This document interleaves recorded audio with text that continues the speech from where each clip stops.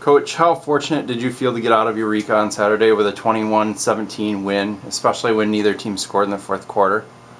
Yeah, we're very blessed to get out of there with a win.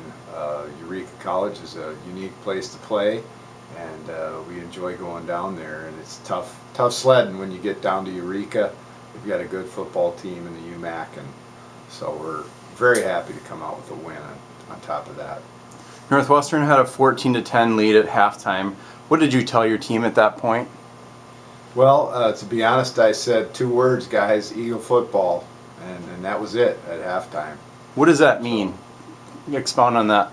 Well, I didn't feel like we were playing our best football, and looking at the film, I know defensively, I haven't looked at the offensive side of things. We didn't come out very well. I take a lot of responsibility for that this past week with a lot of things that we put in, personnel changes and things of that nature. And so it was tough for the guys. They were thinking a lot, probably way too much, and had some guys in some new positions. And so, but yeah, Eagle football is play into the best of your ability. And I did feel like we were doing that to start with, at least defensively. Sure. Late in the third quarter, you went for a 29-yard field goal and you missed wide left.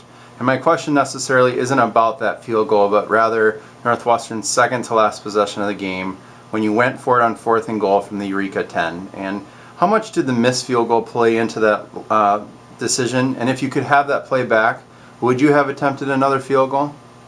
Yeah, I always ask Coach Johnson if he's got to play when it's getting to 4th down. If he's got to play, then I'm gonna probably go for it at this point. And he thought he had a play.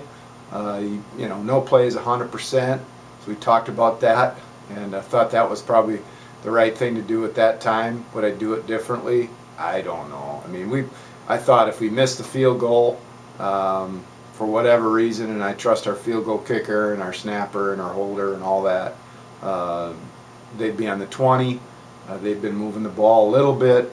I wasn't going to take any chances that way, and they were on the 10.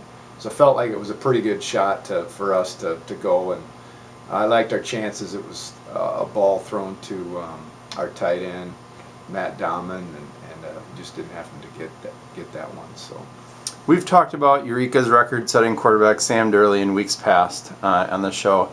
Tell me a little bit about your defensive scheme against the Red Devils offense, and did it work out the way you planned on it happening?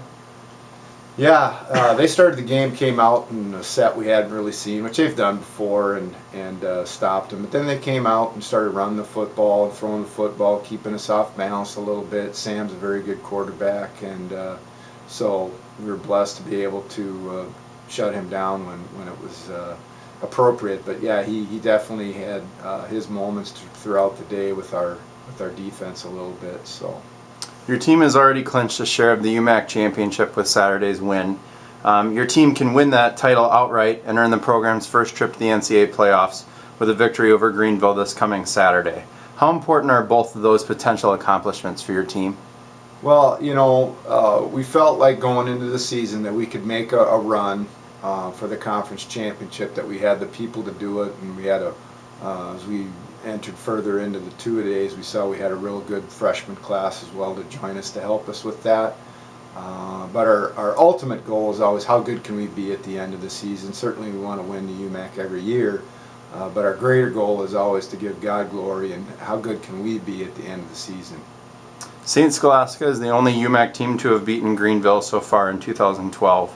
Have you watched the film from that game, and if so, how did the Saints beat the Panthers? Yeah, I watched the game a little bit way back when we played Scholastica, but because of the way Greenville runs their offense, didn't watch a lot of it, as it wasn't going to help us. But, Greenville turned the ball over quite a bit that game, and I would attribute a lot of it to that. I think they had 5 turnovers, and you play Scholastica and turn the ball 5 times, it's going to be rough.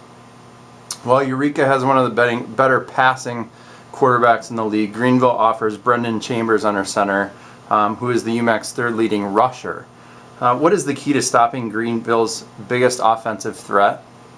Yeah, there's no doubt that he is their threat. You've certainly got to be prepared for all the different things that they do.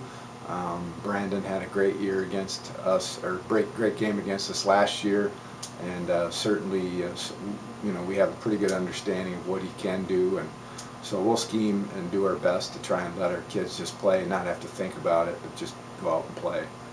This Saturday will be the final game at Reynolds Field for your seniors. Talk to me briefly about that group and their accomplishments over the last 4 years, both on and off the field, from your perspective. Yeah, they've done a great job. They came in as freshmen, played JV.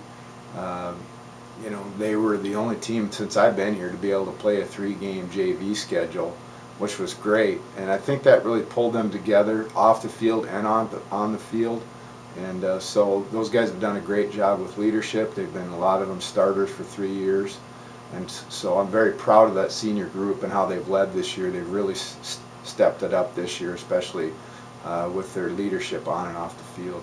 Regardless of Saturday's outcome, how will that fifth quarter feel knowing that those seniors have played their last game at home? Yeah, it's always sad. It's a sad time for us as a staff when you say goodbye to the guys, and knowing it's you kind of step on the field that next fall or August, the first practice, and kind of go, geez, where's so-and-so and where's so-and-so. It's kind of a weird feeling, so it leaves a little bit of a lump in your throat, no doubt. Well, thanks, Coach. Hopefully we'll have a lot to talk about next Monday. All right, thanks a lot.